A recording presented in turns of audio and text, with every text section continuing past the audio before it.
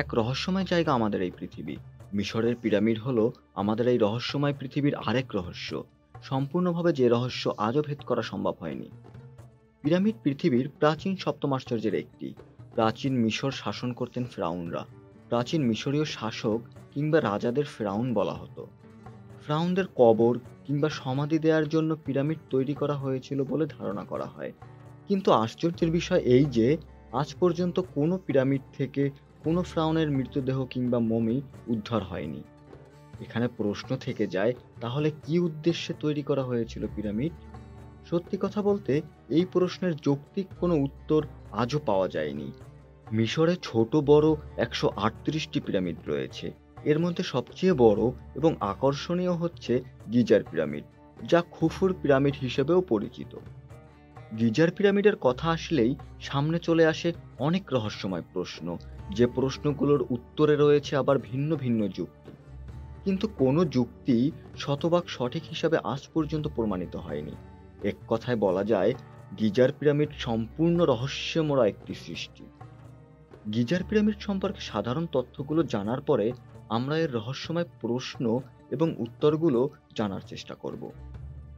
Geyser pyramid, এই pyramid তৈরি করা হয়েছিল প্রায় ৪,৫০০ বছর পূর্বে, যা ৭৫৫ বর্গফুট জমির উপরে ৪৮০ ফুট উচ্চতা নিয়ে আজও সগৌরবে দাঁড়িয়ে রয়েছে।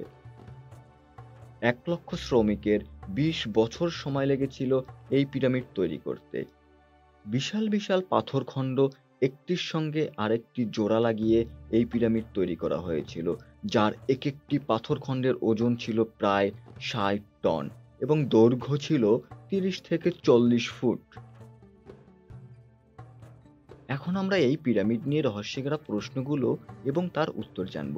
গিজার পিরামিড নিয়ে আমরা যে সাধারণ বিষয়গুলো জানলাম, তার মধ্যেই লুকিয়ে রয়েছে রহস্যঘেরা সেই প্রশ্নগুলো।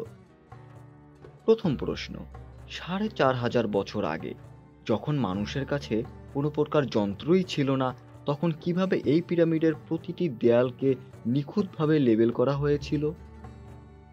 আর এই পিরামিডগুলোতে এমন কোন ইঞ্জিনিয়ারিং সিস্টেম ব্যবহার করা হয়েছে যে এই পিরামিডগুলো ভূমিকম্প রোধকের পাশাপাশি এদের কর্নার সাইডগুলো নিখুঁতভাবে ৫১.৫ ডিগ্রি অ্যাঙ্গেলে সেট করা হয়েছে? দ্বিতীয় প্রশ্ন, এত বড় বড় এবং ভারী পাথরগুলোকে কোনো আধুনিক কাটার যন্ত্র ছাড়া কিভাবে স্কয়ার আকৃতিতে কাটা হয়েছিল? তৃতীয় প্রশ্ন, কোনো প্রকার লোডার এবং ক্রেনের সাহায্য ছাড়া কিভাবে এত ভারী এবং বড় পাথরগুলোকে শত মাইল দূর থেকে নিয়ে এসে ৪৮০ ফিট উপরে তোলা হয়েছিল? চতুর্থ প্রশ্ন, পিরামিডের মধ্যে টার্নেলগুলো কী উদ্দেশ্যে তৈরি করা হয়েছিল? পঞ্চম এবং সর্বশেষ প্রশ্ন, কেন এত উঁচু এবং বড় পিরামিড তৈরি করা হয়েছিল? আজকের ভিডিওতে আমরা জানব এ সকল প্রশ্নের উত্তর এবং বিজ্ঞানের যুক্তি। বিজ্ঞানীদের মতে সেই সময়ের আর্কিটেক্টরা প্রথম এমন একটি শক্ত এবং সমতল ভূমি খুঁজে বের করে যে ভূমি কয়েক লক্ষ টন ওজন সহ্য করতে পারবে। এরপর পোলার স্টারের সাহায্যে পিরামিডের প্রতিটি সাইডকে মার্ক করা হয়েছে। একবার ভেবে দেখুন তো, হাজার বছর আগে কোনো প্রকার কম্পাস কিংবা টেকনোলজির সাহায্য ছাড়া এই পিরামিডের ডিরেকশন সেট করা হয়েছিল, তাও আবার সম্পূর্ণ নিখুঁতভাবে। ডিরেকশন সেট করার পরে যে বাধাটি আসে তা হলো জমি লেভেল করা। এই দানবাকৃতির পিরামিড যে ভূমির উপর দাঁড়িয়ে আছে, তা যদি সামান্য পরিমাণেও উঁচু নিচু হয়, তাহলে এই পিরামিড কখনোই দাঁড়িয়ে থাকতে পারত না। এক্সপার্টদের মতে কনস্ট্রাকশন সাইটের চারদিকে ড্রেন করে তাতে পানি ঢেলে এর লেভেল ঠিক করা হয়। আবার কিছু কিছু এক্সপার্ট মনে করেন সাধারণ টুইস্টারের মাধ্যমে এই জমি লেভেল করা হয়েছিল। এবার বড় বড় পাথরগুলোকে স্কয়ার শেপ দেওয়ার পালা। কোনো প্রকার আধুনিক যন্ত্রাংশ ছাড়া কিভাবে এত বড় বড় পাথরগুলোকে স্কয়ার শেপ দেওয়া হয়েছিল? এক্সপার্টরা মনে করেন সাধারণ শ্রেণী হাতুড়ির মাধ্যমে পাথরগুলোকে স্কয়ার শেপ দেওয়া হয়েছিল। এক্সপার্টদের মতে এই শ্রেণী শুধুমাত্র কপার দিয়ে তৈরি করা হয়নি। এই শ্রেণী বিশেষভাবে কপার এবং আর্সেনিকের সমন্বয়ে তৈরি করা হয়েছিল। এখন প্রশ্ন আসে, কোনো প্রকার পরিবহন যন্ত্র ছাড়া কিংবা ক্রেনের সাহায্য ছাড়া কিভাবে এই ভারী এবং দানবাকৃতির পাথরগুলোকে শত মাইল দূর থেকে নিয়ে এসে ৪৮০ ফিট উপরে তোলা হয়েছিল? বিজ্ঞানীদের মতে এই দানবাকৃতির পাথরগুলো পরিবহনের জন্য নদীপথ এবং নৌকা ব্যবহার করা হয়েছিল, যা একদমই সহজ কাজ ছিল না। এক্সপার্টদের মতে এই পাথরগুলোকে উপরে তোলার জন্য স্পাইরাল ট্রাক কিংবা জিগজ্যাগ ট্রাক ব্যবহার করা হয়েছিল, কিন্তু এত উপরে এ পাথরগুলোকে টেনে তোলা খুবই কঠিন কাজ ছিল। কিন্তু এখানে এই যুক্তির মাঝেও আরও একটি রহস্যময় প্রশ্ন লুকিয়ে রয়েছে। আমরা জেনেছি ১,০০,০০০ শ্রমিক ২০ বছরে এই পিরামিড তৈরি করেছে। তাহলে হিসাব অনুযায়ী এই পিরামিডের প্রতিটি পাথর শত মাইল দূর থেকে বহন করে আনা, শেপ অনুযায়ী কাটা এবং উপরে তোলার জন্য ২ মিনিটের কাছাকাছি সময় পাওয়া যায়, যা বর্তমান আধুনিক যন্ত্রপাতির মাধ্যমেও অসম্ভব। তাহলে ৪,৫০০ বছর পূর্বে তা কিভাবে সম্ভব হয়েছিল, যা আজও রহস্য। এখন প্রশ্ন জাগে, পিরামিডের মধ্যে টানেলগুলো কী উদ্দেশ্যে তৈরি করা হয়েছিল?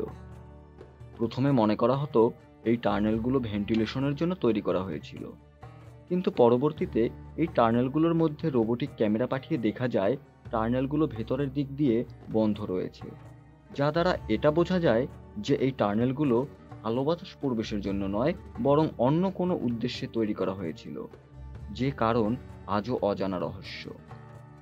গিজার পিরামিডে এখন পর্যন্ত ৩টি চেম্বার আবিষ্কৃত হয়েছে, যার মধ্যে সবথেকে নিচের চেম্বারকে বলা হয় বেস চেম্বার, মাঝখানের চেম্বারকে বলা হয় কুইন্স চেম্বার এবং সবথেকে উপরের চেম্বারটিকে বলা হয় কিংস চেম্বার। সর্বোপরি প্রশ্ন আসে, এই পিরামিড তৈরির উদ্দেশ্য কী? কী কারণেই বা এই দানবাকৃতির পিরামিডগুলো তৈরি করা হয়েছিল? মিশরীয়দের মতে এই পিরামিড তৈরি করা হয়েছিল প্রাচীন মিশরীয় শাসক কিংবা রাজাদের সমাধি কিংবা কবর দেওয়ার জন্য। কিন্তু যদি এমনটাই হয়, তাহলে আজ পর্যন্ত কেন কোনো পিরামিডের ভিতরেই কোনো ফ্রাউনের মমি খুঁজে পাওয়া যায়নি? এমনকি খুঁজে পাওয়া যায়নি মমির সাথে থাকা কোনো সামগ্রী। এ দ্বারা এটা বোঝা যায় পিরামিড অন্য কোনো উদ্দেশ্যে তৈরি করা হয়েছিল, সমাধির জন্য নয়। কোনো মডার্ন এক্সপার্টদের মতে পিরামিডের ব্যবহার করা হতো ইলেকট্রিসিটি তৈরিতে। এ থিওরি অনুযায়ী এই পিরামিডগুলো হয়তো কোনো বড় বড় পাওয়ার প্লান্ট, যেগুলোর সাহায্যে ইলেকট্রিসিটি তৈরি করা হতো এবং সেই ইলেকট্রিসিটি পুরো মিশরে ব্যবহার করা হতো।